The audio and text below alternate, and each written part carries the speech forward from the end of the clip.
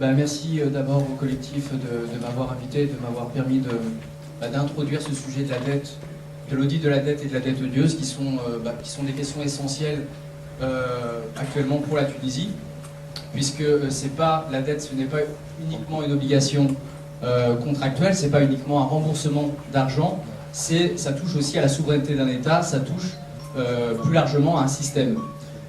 Donc l'enjeu actuel, il est énorme et le gouvernement tunisien doit absolument s'attaquer à ce problème de la dette puisque ça touche clairement à sa souveraineté. Alors j'ai peu de minutes donc je vais essayer d'aller à l'essentiel sur le concept de dette odieuse et d'audit de la dette. Mais tout d'abord, je voulais insister sur le fait qu'il n'y a jamais eu dans l'histoire d'obligation absolue pour un État de rembourser sa dette. Donc l'obligation de rembourser la dette n'est pas absolue, n'est pas inconditionnelle. Donc ça, c'est pas uniquement le CAETM qui le dit, c'est clairement l'ONU. L'ONU, en 2008, rendait un rapport justement sur le concept de dette odieuse et le rapporteur affirmait qu'il n'y a pas de transmission automatique de dette d'un régime à l'autre. Alors, et c'est là qu'apparaît la doctrine de la dette odieuse. Donc la doctrine de la dette odieuse, c'est une exception au principe de remboursement de la dette. Alors qu'est-ce que cette doctrine de la dette odieuse? Donc je vais vous lire un petit extrait. Donc d'abord, c'est une doctrine de droit international qui a été formulée en 1927 par un juriste russe, Alexander Sak. Et cette doctrine, donc, ce qui est important d'avoir en tête, c'est que c'est du droit international. C'est une source du droit international. Et cette doctrine de la dette odieuse dit la chose suivante. Si un pouvoir despotique contracte une dette, non pas pour les besoins et dans les intérêts de l'État, mais pour fortifier son régime despotique, pour réprimer la population qui le combat, cette dette est odieuse pour la population de l'État entier. Cette dette n'est pas obligatoire pour la nation, c'est une dette de régime, une dette personnelle du pouvoir qui l'a contractée. Par conséquent, elle tombe avec la chute de ce pouvoir. Alors, inutile de polémiquer longtemps, toute la dette qui a été contractée par Ben Ali est clairement une dette odieuse puisqu'elle réunit les trois conditions que je viens d'exposer et qui sont clairement mises dans la doctrine, à savoir 1. La doctrine est contractée par un régime non démocratique. Ben Ali, le régime de Ben Ali était un régime dictatorial. On n'a qu'à voir les scores qu'il a enregistrés à chaque élection présidentielle, donc des scores qui allaient de 90% à 99%.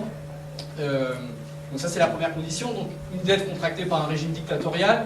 La deuxième condition, c'est une dette qui n'a pas profité à la population. Et la troisième condition, c'est que les créanciers étaient au courant de ce régime dictatorial et du fait que la dette ne profiterait pas à la population. Et là, il n'y a aucun doute là-dessus, les créanciers étaient au courant du régime, de la nature antidémocratique du régime de Ben Ali. Donc c'est une dette odieuse qui ne doit pas être supportée par la population. Cette doctrine ajoute que, en prêtant au régime antidémocratique, en contractant une dette odieuse, les créanciers ont commis un acte hostile à l'égard du peuple. Ils ne peuvent donc pas compter que la nation affranchie d'un pouvoir despotique assume ces dettes odieuses, qui sont des dettes personnelles du pouvoir. Juste une parenthèse, en plus d'avoir commis un acte hostile à la population, les créanciers ont été largement remboursés. Puisque si on prend uniquement la période 1990-2009, on s'aperçoit que la Tunisie a remboursé plus que ce qu'elle a reçu en prêt. Elle a remboursé environ 4 milliards de dollars de plus que ce qu'elle a reçu en nouveaux prêts entre 1990 et 2009. Donc voilà, ça c'est un premier élément de la dette odieuse, donc la doctrine classique au sens traditionnel, donc qui a été formulée dans les années 20, comme je vous le disais. Mais la dette odieuse, comme le droit international, c'est pas une matière figée. C'est une matière qui évolue au gré des rapports de force politiques, et ce concept de dette odieuse a été élargi au cours de l'histoire, et ce qui nous amène à examiner la situation d'avant Ben Ali, donc toute la période qui va de l'indépendance à l'arrivée de Ben Ali au pouvoir. Donc on peut également considérer certaines dettes contractées par le régime de Bourguiba comme des dettes odieuses. Pourquoi? Puisque les dettes odieuses la condition déterminante pour qualifier une dette odieuse, c'est l'utilisation qui en est faite. Et c'est se demander aussi si le prêt a entraîné une violation des droits humains ou pas. Et il est clair que les prêts qui ont été contractés par le régime de Bourguiba sous la pression de la Banque mondiale, sous la pression du FMI, après l'arrivée des fameux plans d'ajustement structurel, ce sont des prêts odieux. Alors pourquoi donc là, je vais rapidement vous donner un exemple justement de cette évolution de la doctrine de la dette odieuse au cours de l'histoire. Le juriste Mohamed Bedjaoui définissait la dette odieuse comme toute dette contractée pour des buts non conformes au droit international contemporain, et plus particulièrement au principe du droit international incorporé dans la Charte des Nations Unies. Donc toute dette contractée en violation de la Charte des Nations Unies est une dette odieuse. Alors, maintenant, il faut s'intéresser à qu'est-ce qu'il y a dans cette Charte des Nations Unies. Eh bien, dans cette Charte des Nations Unies, on trouve à l'article 1, paragraphe 2, le droit des peuples à disposer d'eux-mêmes. Donc ça, c'est clairement figé, consacré dans la Charte des Nations Unies.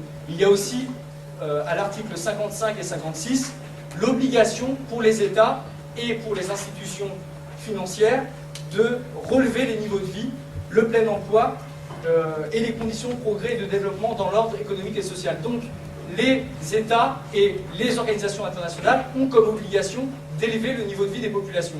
Or, ce qu'on s'aperçoit, c'est que les prêts sous ajustement structurel, donc les prêts contractés par la Tunisie à l'égard de la Banque mondiale, avec toutes les conditionnalités attachées à ces prêts, mais ce sont des prêts qui violent clairement le droit du peuple tunisien à disposer de lui-même.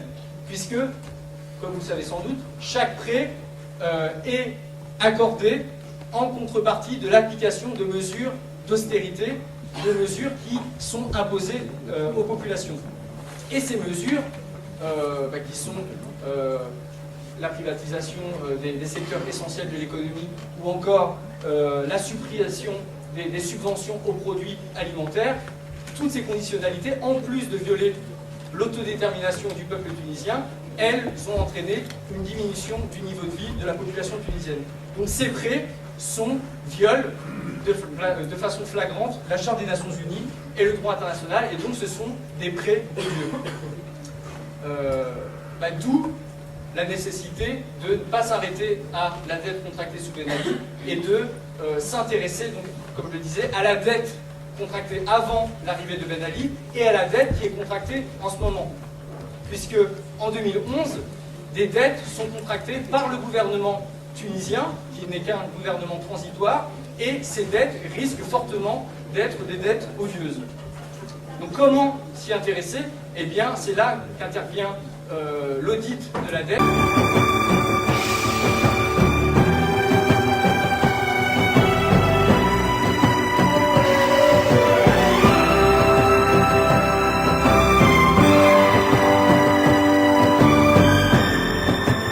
La situation de l'économie tunisienne et l'intégration économique maghrébine ont été en outre au centre de l'audience accordée par le président Zahra Abdine Ben Ali à M. Dominique Strauss-Kahn, directeur général du Fonds monétaire international, le FMI.